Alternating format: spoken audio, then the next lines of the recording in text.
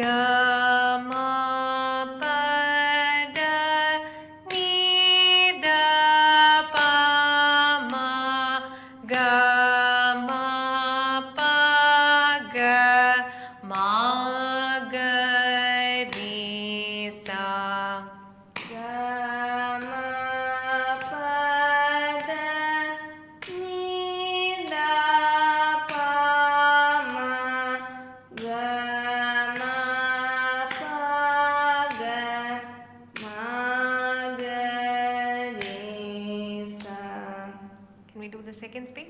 So now pa will be for how many counts? 2 counts. 2 counts. Because in the first speed it was 4, the second speed it will be 2. It is divided by 2. The third speed it will be only 1. Okay. Sa re ga ma pa ga ma pa pa ga ma pa da ni da pa ma ga ma. Third speed. Sa re ga ma pa pa ga ma pa da ni da pa ma ga ma ga re sa.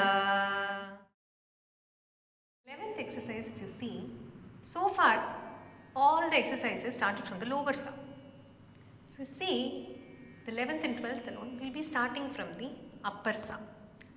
So the convention